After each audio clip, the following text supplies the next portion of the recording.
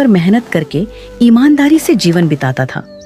वह दिखने में सामान्य था, पहनावे में सादा और बोलचाल में विनम्र, लेकिन उसके पास जीवन को समझने की गहरी बुद्धि थी।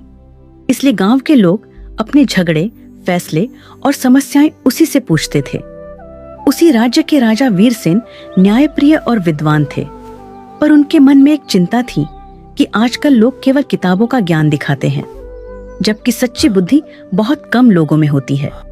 इसलिए उन्होंने यह निश्चय किया कि वह पूरे राज्य में सबसे चतुर व्यक्ति को खोजेंगे। राजा ने घोषणा करवाई कि जो व्यक्ति उनकी परीक्षा में सफल होगा उसे सम्मान और पुरस्कार मिलेगा। बड़े बड़े विद्वान, व्यापारी और चालाक लोग राजधानी पहुंचे, पर हरिपाल शुरू में नहीं गया, क्योंकि उसे न इनाम का लालच था और न दरबार की चाह। लेकिन गांव वालों के आग्रह पर वह साधारण वस्त्र पहनकर राजा के सामने उपस्थित हुआ।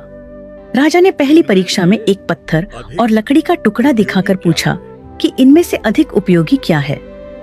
अधिकतर लोगों ने तुरंत उत्तर दिया, पर हरिपाल ने कहा कि उपयोग वस्तु में नहीं, परिस्थिति में होता है।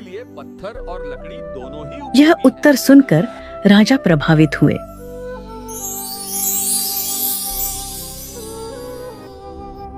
दूसरी परीक्षा में राजा ने पानी का घड़ा और सोने की थैली रखकर पूछा कि प्यासा मुसाफिर क्या चुनेगा। जहां लोग धन की ओर झुके, वहीं हरिपाल ने कहा, महाराज, जीवन रहेगा तभी धन काम आएगा। और राजा और प्रसन्न हो गए। अब तीसरी और सबसे कठिन परीक्षा आई।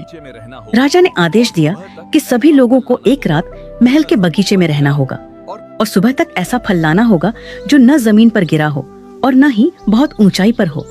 साथ ही किसी भी पहरेदार को नाराज नहीं करना होगा।